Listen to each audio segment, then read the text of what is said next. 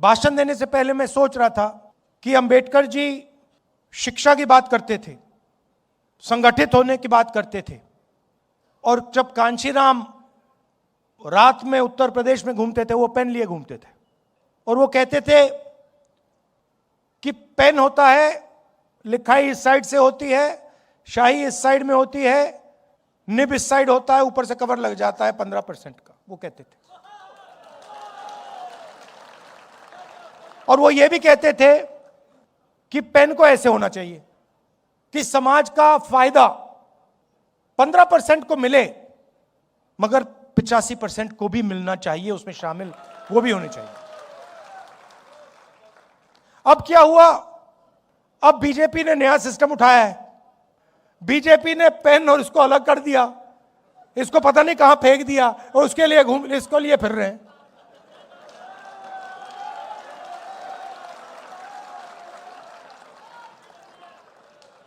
मतलब जो पहले रास्ता था जिस पे हम चल रहे थे और तेजी से चलना था, और उसमें कांग्रेस पार्टी की भी कमियां थी, इसीलिए कांशीराम जी सफल हुए। अगर कांग्रेस पार्टी अपना काम करती तो कांशीराम जी सक्सेस नहीं हो पाते। और मैंने किसी और से एक दिन कह दिया, पता नहीं सही कहा या गलत कहा, मगर अगर जवाहरलाल नेहरू जिंदा होते तो कांशीराम जी कांग्रेस के चीफ मिनिस्टर होते। आज हम कांशीराम जी की याद करते हैं। उनका जो संघर्ष था, उनका जो विजन था, उनका जो हिंदुस्तान की राजनीति पर इफेक्ट था, उसको हम याद करते हैं और दिल से उनका धन्यवाद करते हैं।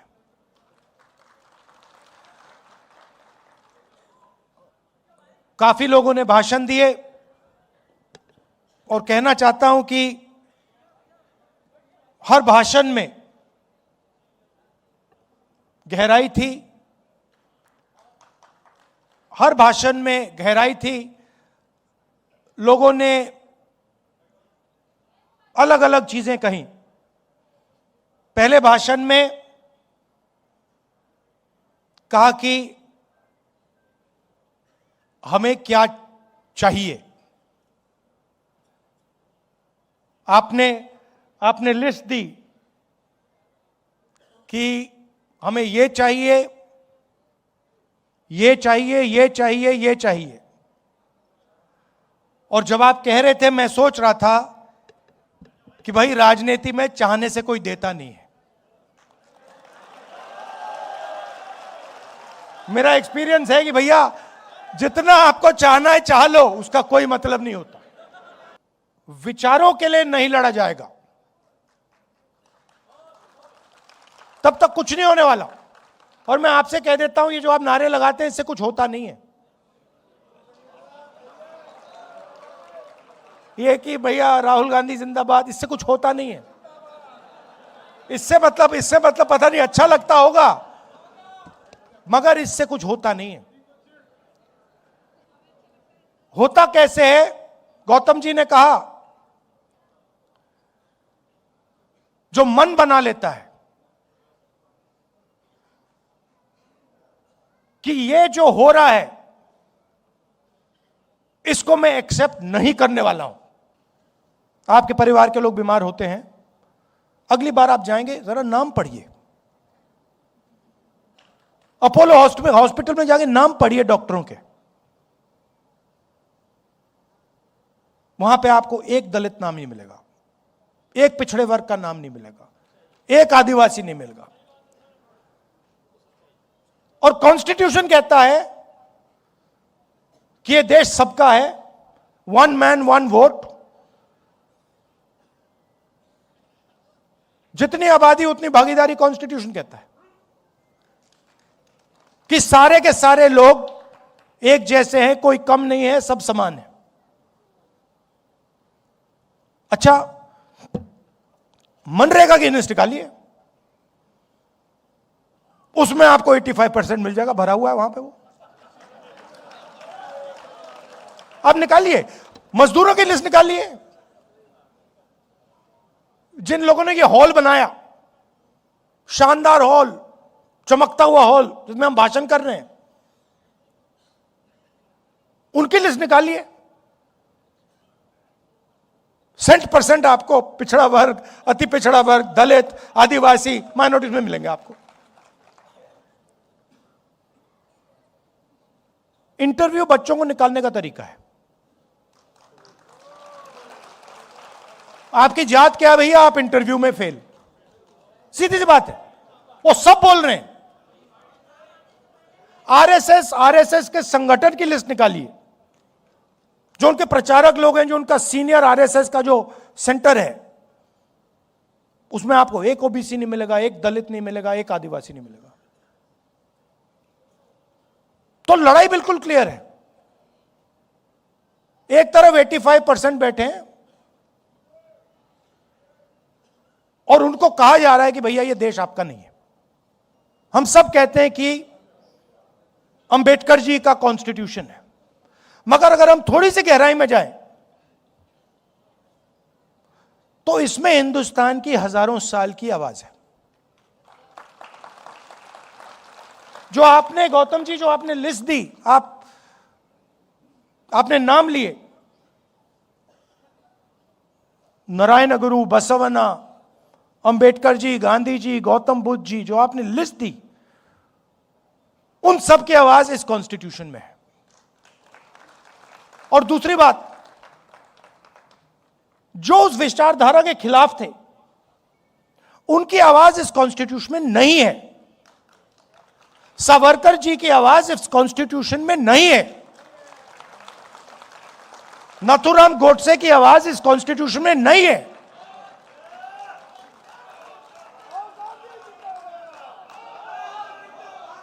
वो कुछ भी कह लें, नरेंद्र मोदी जी इस कॉन्स्टिट्यूशन की विचारधारा को नहीं मानते। आपने अंबेडकर जी की बात कही, कांशीराम जी की बात कही, और आपने कहा वो सूखी रोटी खाते थे, कहा आपने गौतम जी।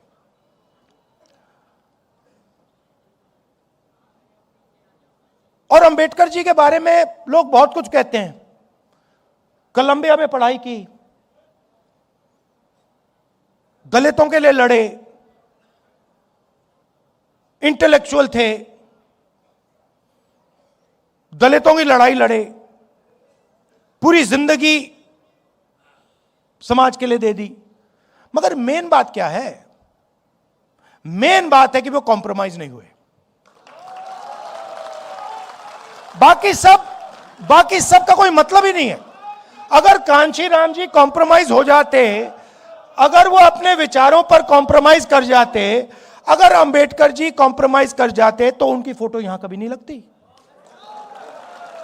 वो, अगर अंबेडकर जी दुनिया के सबसे बड़े विद्वान होते, कोलंबिया से डिग्री लेके आ जाते, 24 घंटा दलितों के बारे में बात करते, आधी रोटी भी खा लेते, मगर अगर कॉम्प्रोमाइज हो जाते तो वो अंबेडकर जी नहीं होते।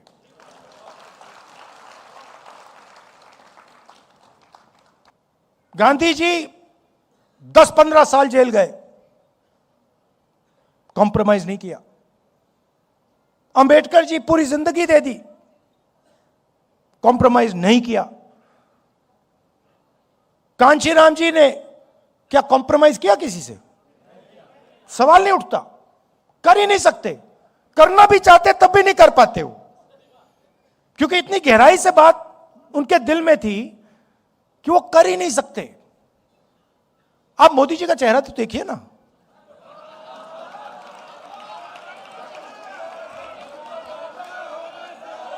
चेहरा देखिए। वो उनके संगठन की पुरानी आदत है, ये नई चीज नहीं है। अब मत सोचिए कि ये पहला एग्जाम्पल, पहला उदाहरण है। ये पहला उदाहरण नहीं है, इनका लाइनअप है, ये करते जाते हैं। आप देखिए,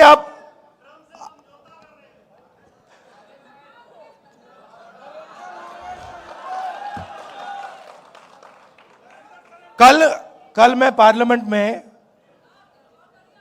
मैंने मतलब एप्स्टीन शब्द बोला और स्पीकर साहब ने कहा नहीं नहीं नहीं नहीं नहीं नहीं नहीं नहीं नहीं। मैंने कहा कि देखिए मामला एनर्जी सिक्योरिटी का है, मामला एनर्जी सिक्योरिटी का है। मामला यह है कि गैस सिलेंडर नहीं मिल रहा, हमारी एनर्जी सिक्योरिटी कॉम्प्रोमाइज कर दी गई है। आज अमेरिका कहेगा कि अगर हम रूस से गैस तेल खरीद सकते हैं, अमेरिका कहेगा अगर हम ईरान से, इराक से, किसी और से खरीद सकते हैं, मतलब एनर्जी सिक्योरिटी कॉम्प्रोमाइज हो गई। उसके बाद मैंने बोला क्यों हुई, और मैंने कहा ये जो हरदीपपुरी बैठा है, ये जिसको आपने ऑयल मिनिस्टर बनाया, ब्यूरोक्रेसी से उठा के ऑयल मिनिस्टर बना दिया, ये पहला कॉम्प्रोमाइज है। इसका तो नाम उधर एप्स्टीन फाइल में है, तो उसका दोस्त है।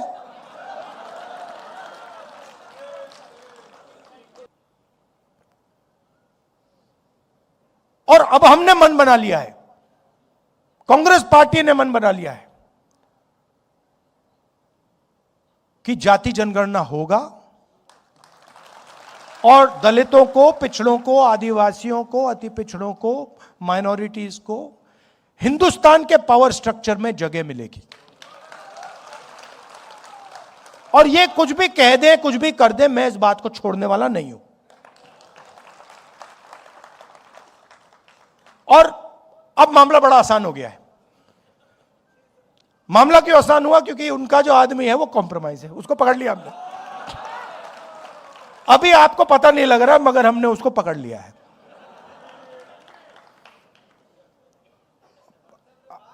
नहीं, वो पकड़ लिया है। मैं आपको बता रहा हूं, मैं आपको इस स्टेज से कह रहा हूं, साइकोलॉजिकली नरेंद्र मोदी खत्म है।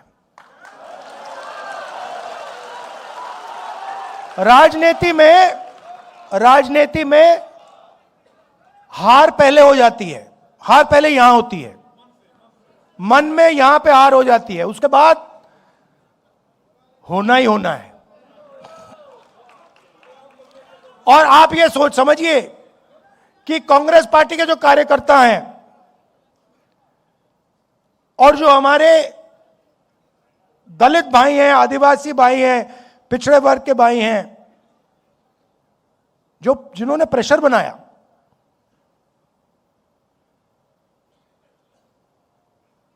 उन्होंने नरेंद्र मोदी को खत्म किया है। और मैं आपको बता देता हूं, देखिए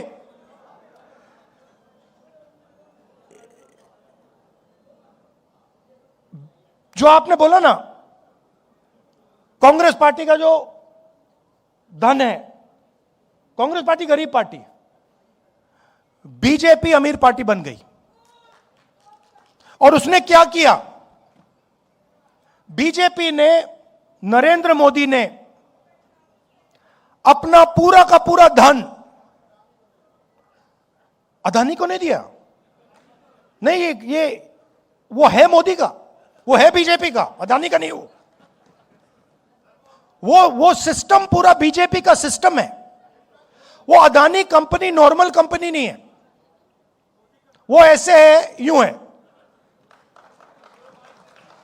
और पूरा का पूरा जो स्ट्रक्चर है, फाइनेंशियल स्ट्रक्चर है, बीजेपी का फाइनेंशियल स्ट्रक्चर, वो अदानी कंपनी में है।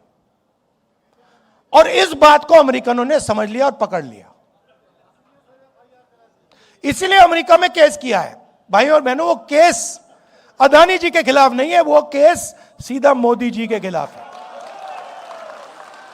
और वो केस मोदी जी को मैसेज है कि अगर आपने हमारी बात नहीं सुनी तो हम आपका पूरा का पूरा फाइनेंशियल सिस्टम खोल देंगे, हिंदुस्तान को दिखा देंगे। तो अब नरेंद्र मोदी जी हिंदुस्तान के प्रधानमंत्री नहीं रहे हैं, वो अब अमेरिका के अमेरिका का काम कर रहे हैं। और जब मैं ये बात पार्लियामेंट में कहने जा रहा था, नरेंद्र मोदी भाग के निकल गए। आंख में आंख नहीं मिला सकते। बाकी दुनिया के जो किसान हैं उनके लिए हिंदुस्तान का प्रधानमंत्री कभी नहीं खोल सकता है। नरेंद्र मोदी नहीं करना चाहता था। कैसे मालूम? क्योंकि मैं 4 महीने से पता लगा रहा था कि भैया ये जो अमेरिका की ट्रेड डील जो है ये रुकी क्यों है। अनऑफिशियली पूछ रहा था मैं, और हर बार जवाब आ रहा था, कृषि के मामले पे हम कॉम्प्रोमाइज नहीं करेंगे। मेरा भाषण हुआ,